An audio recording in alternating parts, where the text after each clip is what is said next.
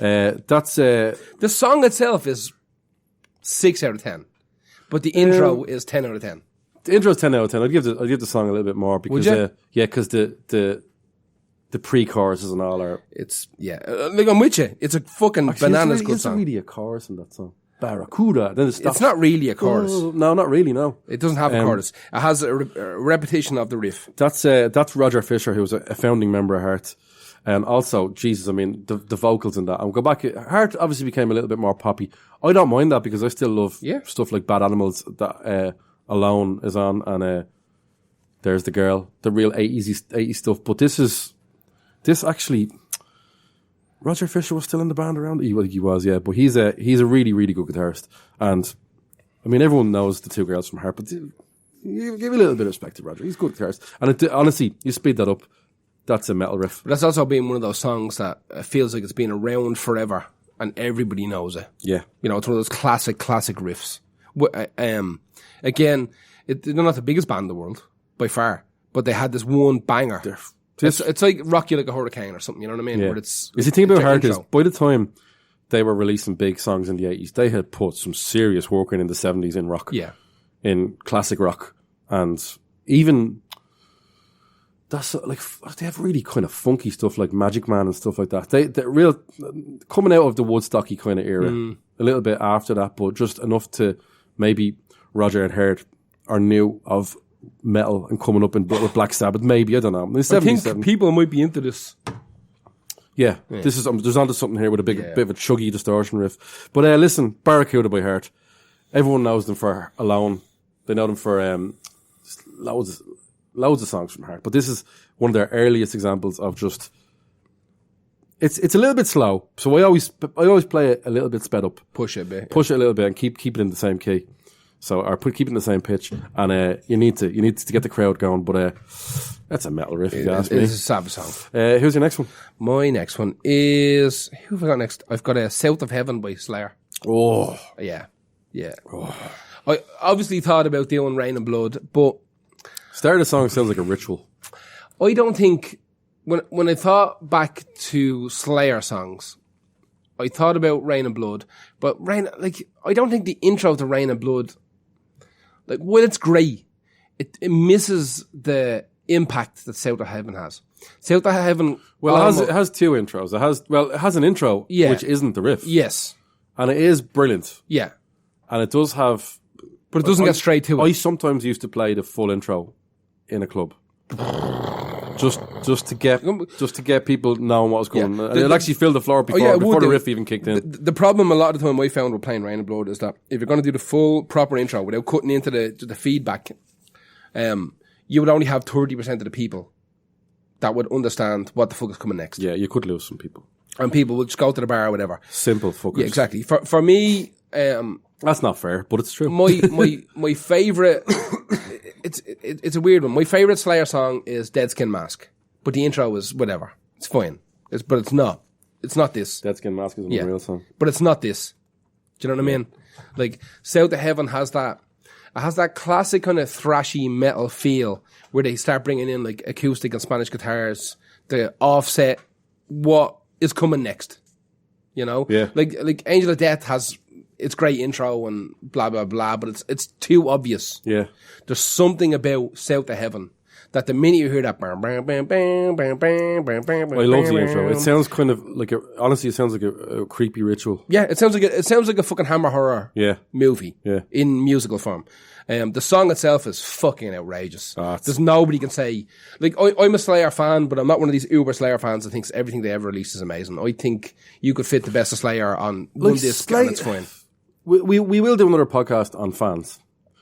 We can't do it for a while now because we've one coming up soon that will involve fans. But Slayer fans get quite a bad rap when, honestly, Metallica fans are worse. Oh, yeah. Well, Metallica Pantera are probably the worst. The worst fans. No, you know what? They're not anymore. Well, Slayer. Sorry, Tool. No, it's... but Tool are famously have the worst fans. Yeah, possibly. But look, listen. Slayer fans get a bad rap. Day. But yeah, Slayer fans get a bit of a bad rap. But Slayer, they have the famous interview with that kid. Slayer, painful. But yeah, it was. But they are an unreal band, and they despite some dodgy politics with Tom Raya towards I don't the know. end. Where they... He's a fucking born again Christian. I don't know. Well, there you go. That involves politics for me. Does it? Well, and if you live in America, which he did, and his wife is mad, I think Republican or something. Is she? And you know what? That's what happens when you get fucking old as well, though. Yeah, you want everyone else to fucking suffer. True. So South of Heaven by Slayer, off the album South of Heaven. What year was that? That was 1988. 88, yeah. 1988. That was my next one. Who's your next one? We're going back to 83. This is possibly, for me, the greatest intro of all time. And it's Thriller by Michael Jackson. Powerful. Like, it has that, obviously, it's not as long as the video version, which is one of this thing that started MTV. Thriller really started MTV. So I had the little movie before. But if you were just listening to the album, Thriller, I think, is still possibly the most popular album of all time. I'm not 100% sure. It's up there, anyway. Yeah. It's kicking fucking Fleetwood Mac rumors arse, anyway. Fuck that album. The start of this song, I mean, I don't need to explain it, but I will. It has that creepy horror theme. But when the synth and the bass and everything kicks in with the it's unmistakable. Yeah, how do you even get that sound? Ask Quincy Jones, I guess. How do you get that sound? He's coming up on another podcast. Oh, is he? Yeah, he came up out of nowhere. And what I found out about this, when people talk about Thriller, I think half the time they talk about the video. And I talk about the video a lot because when I was a kid, that was a big deal. Jesus, yeah. What I did find out... Did they creep you a little bit at first? I got a little bit creepy. A little bit. I'm going to be honest with you. When I remember the Thriller video, all I remember is the stupid bits when Michael Jackson walking around with the board. That's all I remember. I don't remember the rest of it. Like, I do, obviously, but in my head, it's the bits of him just walking around. What I found out recently was Rick Baker. You didn't like that girl at all. Not even that. Rick Baker, who done special effects. His most famous one would be American Werewolf in London. He was hired to do all the special effects for Thriller, for the video. That's right. The documentary is phenomenal. I never watched the documentary.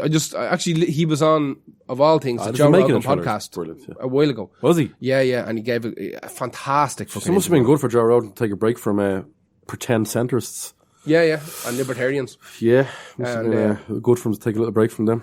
And MMA. But he brought MMA and I'm glad I'm white people. Yeah, exactly. There's loads of them on the Rogan podcast. Sorry, bro. But he brought Rick Baker on, and he was talking about how they had a week to get that shit together, and they really wanted that American Werewolf in London feel of the video. But he was like, "Listen, can we make them like wear cats because it's easier? We fuck all time. Yeah, but can we make them wear cats instead of werewolves? Yeah." And the directors were like, "I don't know." And he showed them the gear. And they were like, all right, it's close enough. It's wear animal, it'll do. I mean, I feel like it was going to go on MTV no matter what, but it probably made that transition to MTV a little bit better that it wasn't as grotesque as American Werewolf. That would have been a little bit much for people. Apparently, even when they were talking watersheds now, with that, time. Would have had to push that one a little bit. But at the time, they were still pulling, latex masks out of their hole while they were recording. Well, it was all done on the fly. Like, he had days. And they had all these masks kind of pre-made for some of his crew. Like, they weren't dancers, they weren't anything. And they were trying to make them fit onto MJ's dancers. Because this is surely, obviously, Off the Wall was huge. But the departure from Off the Wall to Thriller, I've never seen. Now, I know it's not Michael Jackson's second album, but it is his second album. Jesus fucking Christ. The departure is gone. Right, that funk thing is dead. Yeah. I know disco and all that. For me, it's dead. It's rock now. Yeah. We're talking your second album, you've got Van Halen on it. Stop. Listen, that song, Thriller, changed everything. And it changed everything overnight. Literally overnight. Yeah. I remember, even it's the birth of the music video and birth of MTV. Oh, yeah. I mean, there was music videos before it, but not there was, aimed. Of course there was. But this is the first one that people kind of went, it's got to be possibly the first black person on MTV? No, but it was cinematic. Is he the first black person on MTV? No. Who was? No, I don't know, but it wasn't him. Are you sure? I put money on it, yeah. Hang on, 83. No. When did MTV start? 81. No. And they didn't put Super Freak on? Yeah, but that was because he's a scumbag. They didn't know that. Everybody knew that, you mad? Everybody knew that. No, there was absolutely fucking black people on MTV before this video. I think the key to this video is this had so much money put into it, and it had names attached to it that had been selling tickets in cinemas. No, absolutely. I'm going to check this. If I'm wrong, I'm wrong. We'll get back to it, but who is your next one? My next one is one of my favourite songs of all time.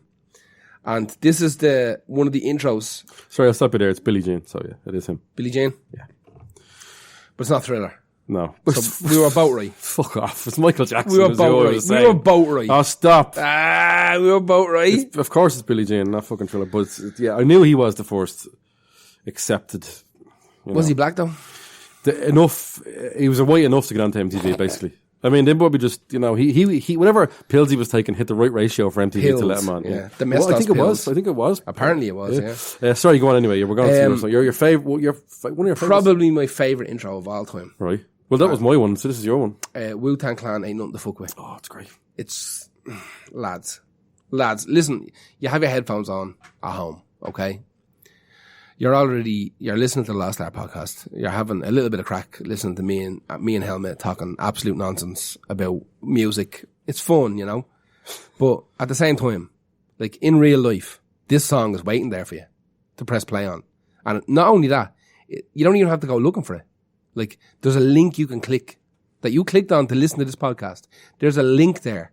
One fucking like paragraph below where you get to listen to all these songs. But not only do you get to listen to all these songs, you get to listen to Wu-Tang Clan Ain't Nothing to Fuck With. You get to listen to that intro. You get to listen to that. And there's very little in life like Tiger Style. There's nothing like it. There was nothing like Wu-Tang when Wu-Tang hit. There's still to this day, there's nothing like that first Wu-Tang Clan album. It still hasn't been done.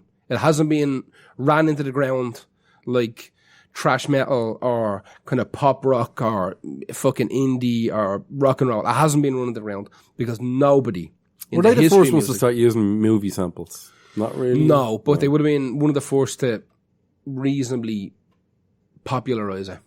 Especially, they're definitely the first to start using Kung Fu stuff. 100%. There's no one else. That is their thing. No, that's their gimmick.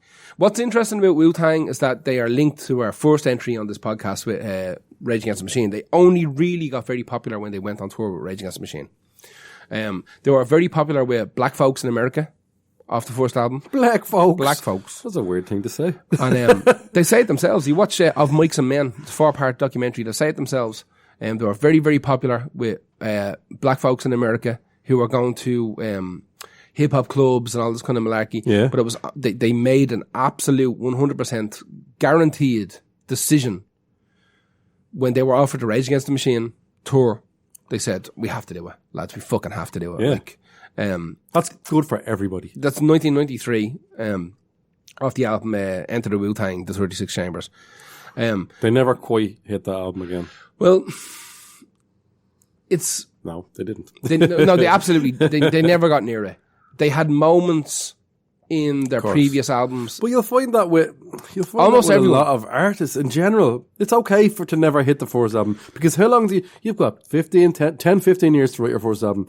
You have 10, 15 months to write your second. That's usually... And you have to write it in the back of a bus. Exactly. Yeah, it's very difficult. But what I always try to explain to people about groups like Wu-Tang Clan. Wu-Tang Clan are quite possibly the most like metal of all hip hop groups. Would you not say Cypress Hill? No.